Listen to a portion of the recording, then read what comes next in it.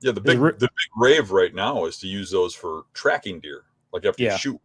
So right. there's companies and stuff starting up, and it's really just some dude with a drone, but they're Yeah. starting a company now, kind of like dog trackers, but they track with a drone and go find your deer for you with thermal imaging. Yep. Yep. Yeah. And it doesn't get brought up a whole bunch about scouting with them. I mean, I think people have mentioned it before, but there was just a really good post on the Hunt and Beast forum and um, a pretty long thread. People were chiming in about it. Um, what are your thoughts about that, Dan? About just scouting with one? I don't like it. Yeah.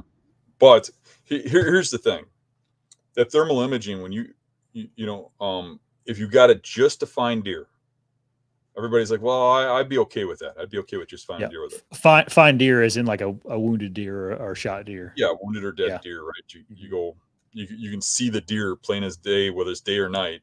You'll see a glow, Yeah. and you can even like zoom in, see if it has antlers, that kind of stuff.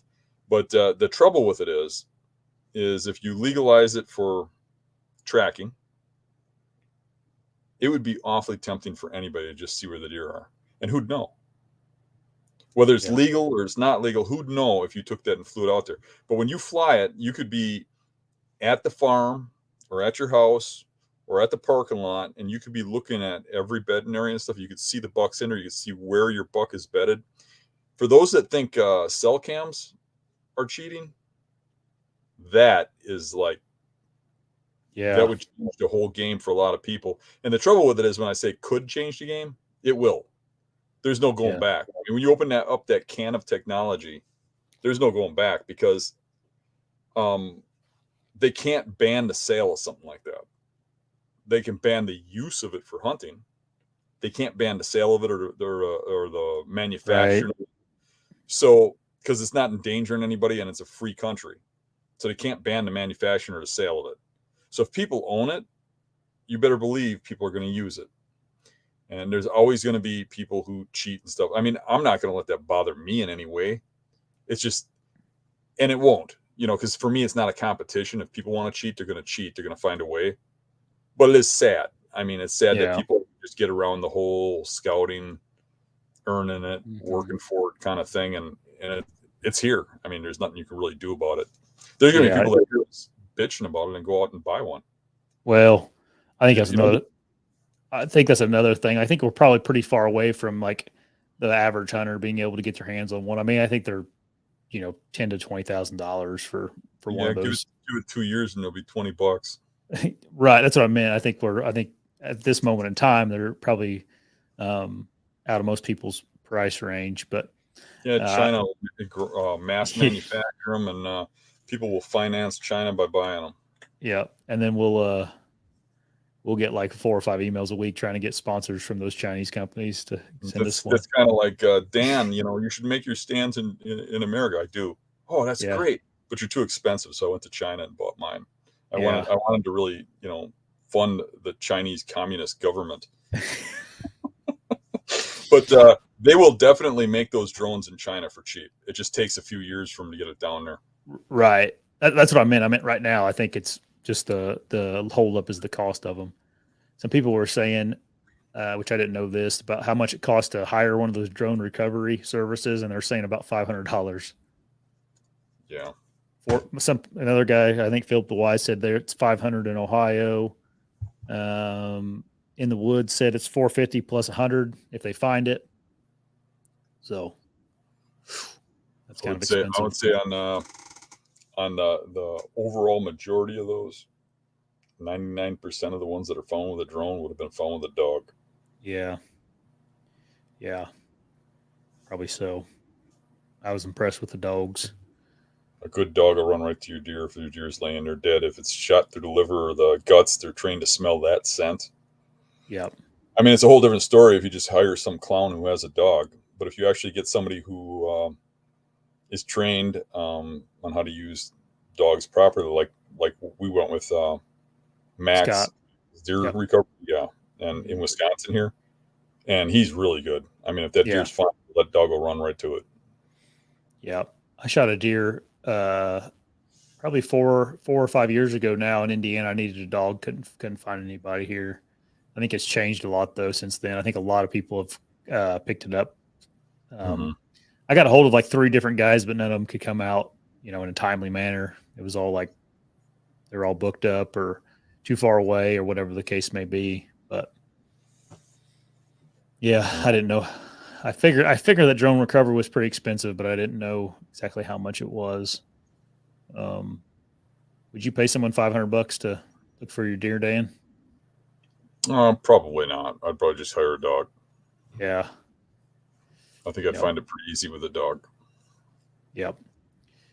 I guess if it's probably, I don't know, it's one of those deals Dog where, wasn't available, and it was and I really wanted to recover the deer. I thought it was dead. I'd probably do it, but I don't really look at it as like I'd be supporting the use of the drones. I'd look at it as the drones are already here, and there's nothing I can do about it. They well, can I mean, dog by deer for me, so I don't yeah. have a problem with using it if a guy wanted to. But I would Yep. say that you could probably get a guy with a dog to run right to your deer, anyways. Yep. Yep. I mean, not most guys, but I'd say a pretty large percentage of hunters probably couldn't swing $500 for someone to come out and look for your deer. It's like that's a pretty decent chunk of change for a lot of people. Yeah. Um, Well, there's a lot of people won't call a dog. yeah, that's true. When I did my deer recovery with the dog, Mm-hmm. I had to laugh at all the hate I got online. I got a lot of messages that where people were like, "If you're a real sportsman, you'd know how to track a deer and you'd find that deer." And it's like, Yeah. okay, well, if you gut shot a deer and you don't have a good blood trail, that deer's dead. And if you start tracking it on your own and you jump it or you ruin that trail so a dog can't follow it. For people that don't understand dogs, if you walk up and down that trail, what you do is you catch that scent, that wound scent from that deer, and that Yep. scent follows your boots everywhere you go. And now that dog's confused and he's running all over the place. If you just leave it alone, if you got a bad hit and you get the dog in there, the dog will run right to the deer. Gut shot Yep. deer, they find them most of the time. Like Right. the only thing that will really kill you with a gut shot deer or a liver shot deer is if something spooks that deer after you shoot it. Yeah. You Like never you know if a walk back coyote or something. vehicle through that deer unknowingly and Mhm. jump it, or if a coyote gets on it or something like that. Yeah. They can then go for miles. For instance, one deer that I shot, I hit in the liver, and this is a long, long time ago. This is actually 1990. I jumped that deer too soon on a liver shot, and he was like they usually do. He only went like 75 or 100 yards from where I shot him, and laid down, and he would have been there dead the next morning if I would have left it be. Mm-hmm.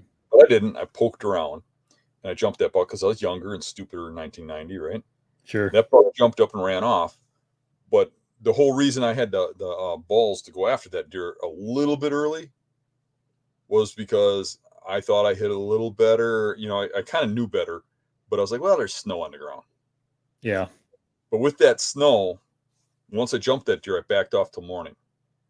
Then I tracked it, and it went over 5 miles. Mm. It went over 5 miles, and when I found it dead, it looks like it died walking.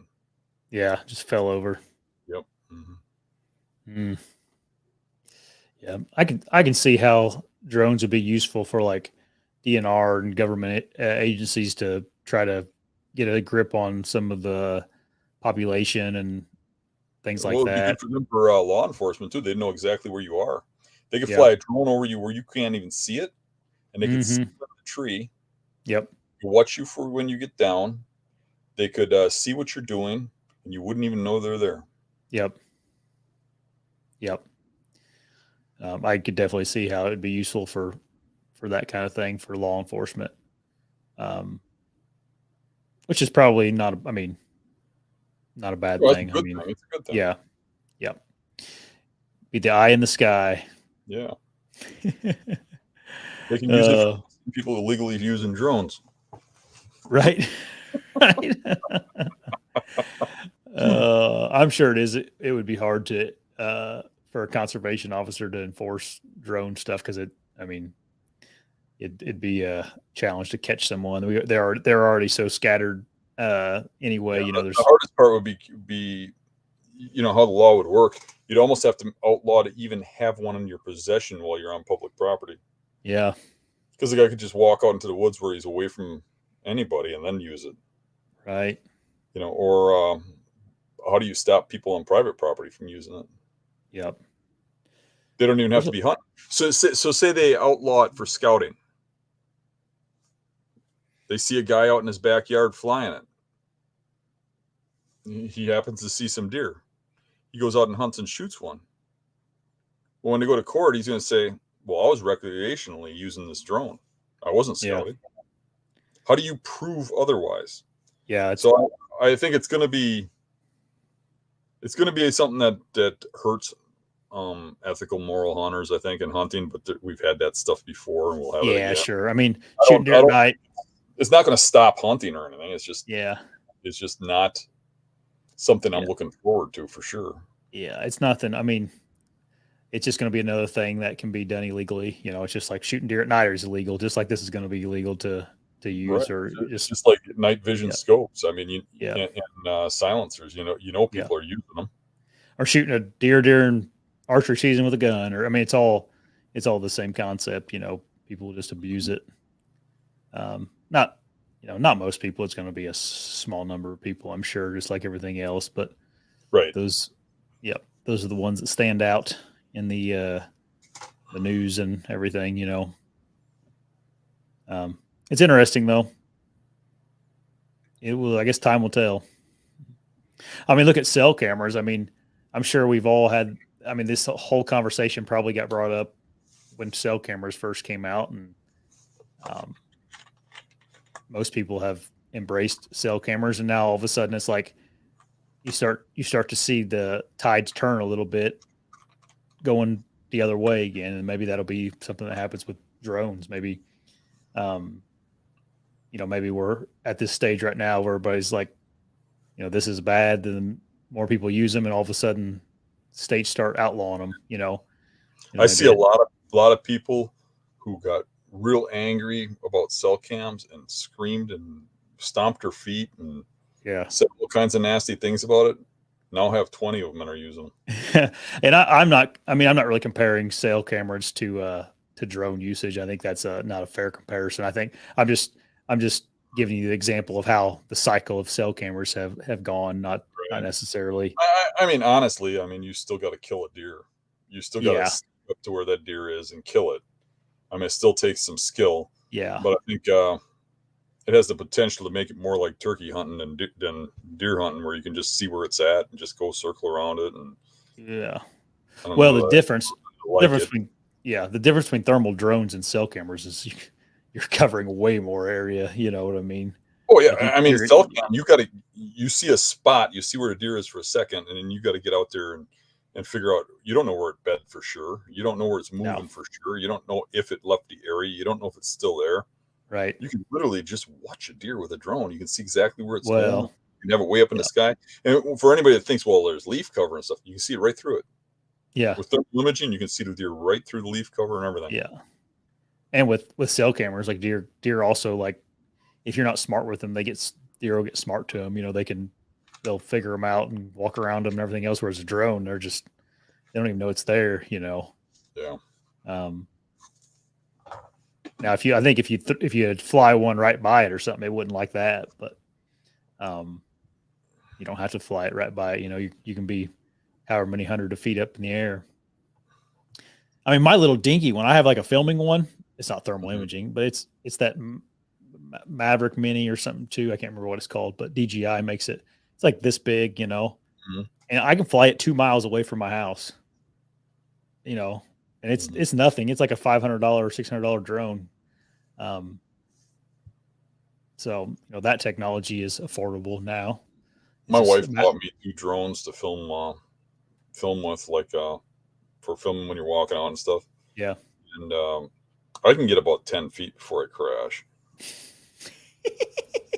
Never got that part of it down, huh? Yeah, I need like a 10-year-old to run it for me. Yeah. It's beyond my comprehension. It's just whack it into stuff and then it's wrecked, or you drop it into the swamp and it's like, Yeah. I'm not very good with that stuff. I lost one, but yeah, I'll take my do what? Racer Dave was telling me, I believe it was him. Yeah.